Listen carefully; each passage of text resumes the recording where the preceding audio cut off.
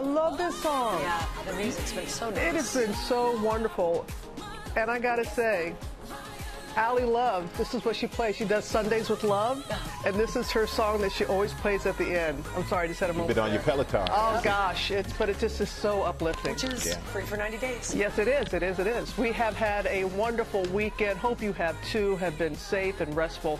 During these challenging times, many people observing their faith, one of the utmost importance. So this weekend, many tried something out that maybe they had never done before. Live stream services. Pastor Joel Osteen led his services without an in-person audience, streamed his sermon to worshipers all across this great country. And Joel Osteen is joining us live from Lakewood there in Michael's hometown, Houston, Texas. We're spending a lot of time in Houston between Commander Kelly and now this commander of faith right here. Place to be. Joel is the place to be. It is so good. 4 million people, Joel. 4 million streaming, watching your sermon. You were there at Lakewood. You do love an audience, but you didn't have one there in person. How was that for you?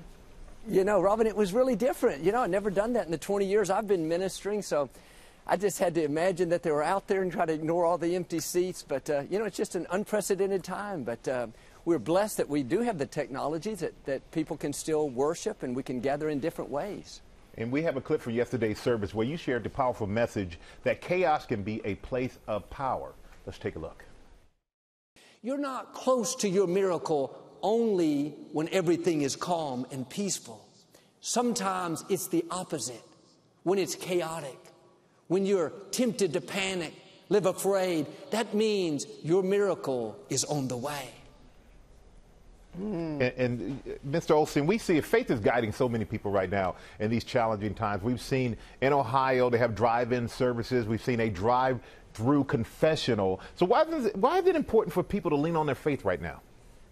You know, Michael, when things get out of our control, when we can't handle it necessarily on our own, many people like myself and people of faith, we turn to our faith because we need something stronger than ourselves. So I think when you turn to your faith and you realize, God, you're still in control, this is not a surprise to you, that's what gives you the strength and it gives you the peace and, you know, it helps you get through the difficult times because really peace is a place of power. When we're worried and upset and panicking, we're drawing in the negative. So I think it's a choice that we have to make that choice to stay in peace, even though it may be a little bit chaotic around us. Yeah, so helpful to hear that, Joel. And we saw you delivering your sermon to the empty church. We've seen the stark images of the Pope delivering his blessings in St. Peter's Square.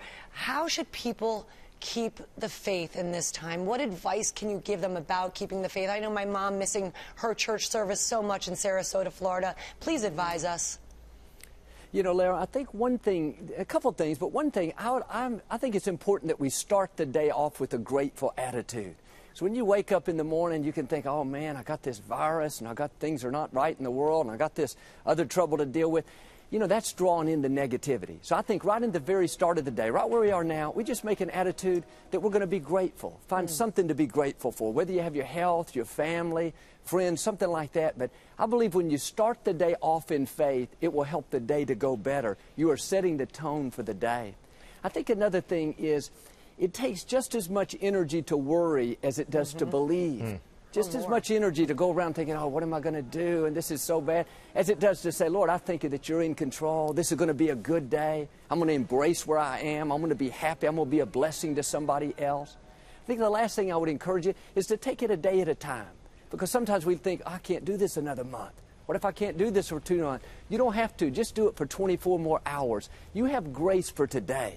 You don't have grace for the next week, the next month. When you live just thinking that, you know, can I get through today? Yes, you can. You have the strength, the power, the favor to get through this day with a good attitude. Amen, Brother Joel. Amen. Amen. Amen. In the church, in the studio, it says amen. It says amen about that. I need somebody here. I know, really, because you do love an audience. I do love how you always open with a joke, and you wait for the audience to laugh, and they often do. All right, Lakewood, not just a place of worship. Very special today that you're opening your doors, a blood drive, which is so critical right now. Can you tell people about that, Joel? It really is, Robin. I don't know if people know, but there's a nationwide blood shortage because obviously people can't get out like they normally do. And I believe some of the people that normally give blood are older and they need to stay in. So We've always had the largest blood drive in North America at Lakewood, twice a year here. So the blood trucks are outside the church right now. You don't have to wait in line. You make an appointment on the web, and you can come and you can give blood. And we're really encouraging young people to come out because, you know, we need the young people more than ever. So it's just another way that we can give back to our community.